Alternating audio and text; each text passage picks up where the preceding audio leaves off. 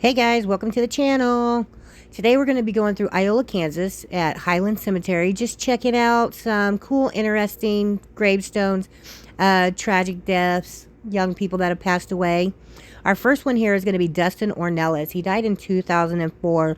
He was fresh out of prison trying to start his life over, and he was found shot in his head. They claimed it as a suicide, but it's widely speculated around town that it was actually a homicide. So this one we'll never know. Our next one is Dale Hurd. He's one of my favorites, mainly because I read a book that he had wrote. It's called Tempted, Tested, and Tried. He used the name Joseph Allen Wesley. When he was 18 years old, he shot himself in the head when he found out his girlfriend was pregnant. He became paraplegic, actually, and lived out the rest of his days in a nursing home. It's a pretty sad ordeal.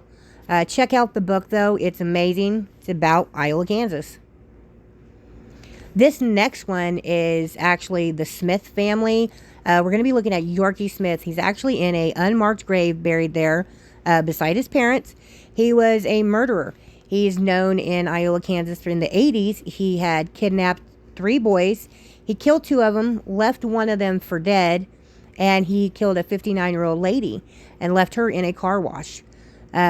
He went to prison. He died in prison. They had to bring him in the middle of the night to bury him here, and wouldn't allow a tombstone because they don't want the residents to know that he's there, you know, afraid that people's going to come in and deface it.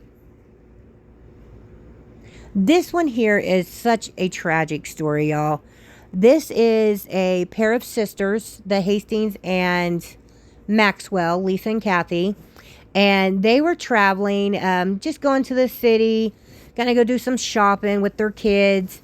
And they came to an intersection. There was a train coming, and they thought that they'd be able to make it across before the train came through. And tragically, they did not. They were hit by the train.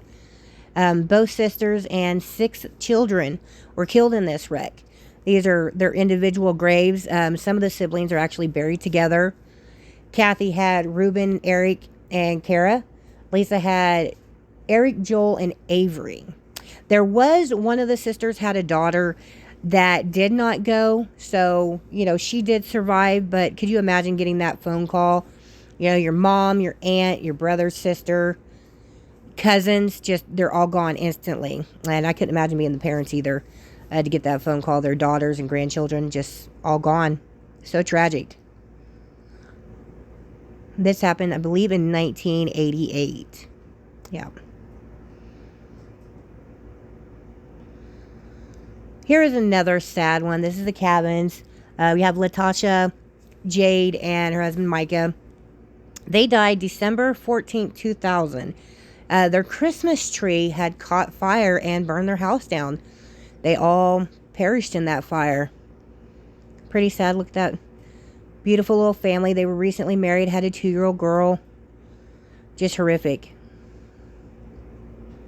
Beautiful stone. I love that stone.